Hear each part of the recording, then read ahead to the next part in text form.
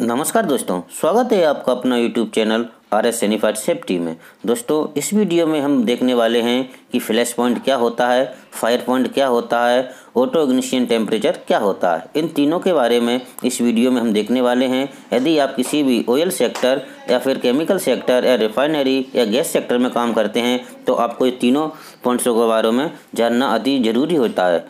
तो चलिए वीडियो को शुरू करते हैं।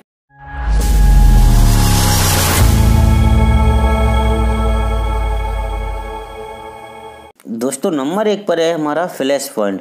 फ्लैश पॉइंट में क्या होता है कि वह न्यूनतम तापमान है जिसके ऊपर कोई पदार्थ इतना ज्वलनशील वाष्प पैदा होती है जिससे कि उसके ऊपर एक छोटी सी फ्लेम उत्पन्न होए, उसे हम फ्लैश पॉइंट कहते हैं।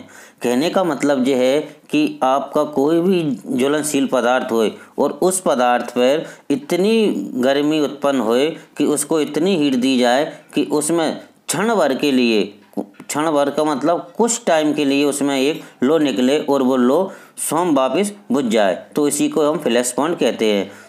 उदाहरण के तौर पर देखा जाए कि कैमरा देख लीजिए आप, जब कैमरामैन कैमरे को ओपन करता है, फ़ोटो लेता है, उस टाइम पर एक फ्लेम निकलती है, उसी को ही फ्लैश पॉइंट कहते हैं। या दूसरा देख लीजिए कि आप किसी दो वायर लीजिए, इन दोनों वायर को लीजिए और इन दोनों वायर को आप टच करेंगे तो इसमें एक चिंगारी उत्पन्न होती है, एक फ्लेम उत्पन्न होती है, उसी को ही हम फ्लैश पॉइंट कहते हैं।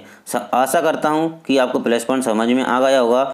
उदाहरण के तौर पर फ्लैश पॉइंट देखा जाए तो जो पेट्रोल ग्लिसरीन होता है उसका -45 डिग्री सेल्सियस होता है। मिट्टी का तेल होता है उसका 38 से 47 डिग्री सेल्सियस होता है।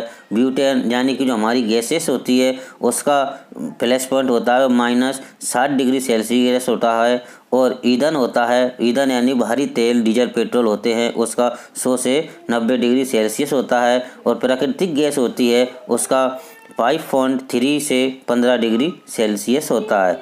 ये इस प्रकार के इनके फ्लैश पॉइंट।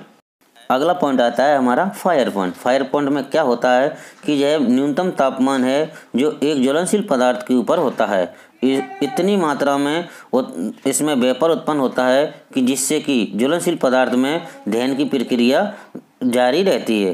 कहने का मतलब ये है कि ये सबसे कम तापमान है जिस पर गर्मी होती है कि किसी जलते हुए पदार्थ के दहन में इतनी दहन जारी रखने में वो वाष्प उत्पन्न होए कि वो बराबर जलने में सक्षम रहे। कहने का मतलब ये है कि आप किसी भी, मान लीजिए कि हम एक तिल्ली लेते हैं और तिल्ली को माचिस के ऊपर रगड़ते हैं तो उसमें एक आग उत्पन्न हो जाती है, तो वो आग बराबर जलती रहती है और जलने के बाद में वो उसके पास में इतनी गर्मी उत्पन्न करती रहे कि वो जलती रहे, तो इसी को ही हम फायर पॉइंट कहते हैं। फायर पॉइंट में क्या होता है कि जब कोई भी पदार्थ होता है वो इतनी गर्मी मिले उसको कि वो जलना चालू हो जाए और जलने के साथ में इतनी वाष्प छोड़े कि वो अपने आप स्वतः जलती रहे, तो इसी को ही हम फायर पॉइंट कहते हैं।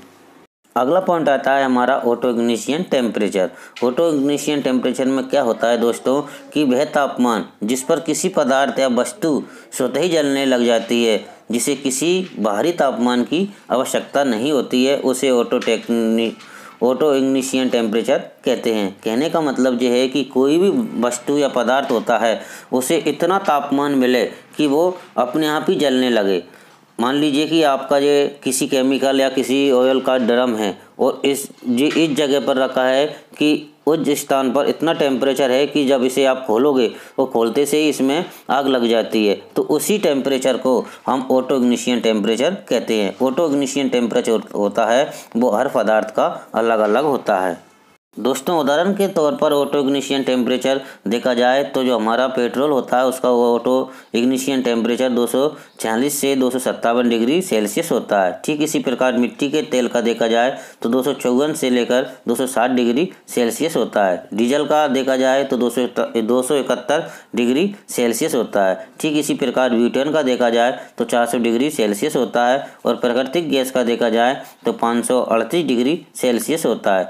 आशा करता हूं कि आपको इस वीडियो में दी गई जानकारी अच्छी लगी है, तो प्लीज़ वीडियो को लाइक, शेयर, कमेंट्स करें और चैनल को सब्सक्राइब करें। अगली वीडियो में फिर मिलेंगे, जब तक के लिए नमस्कार।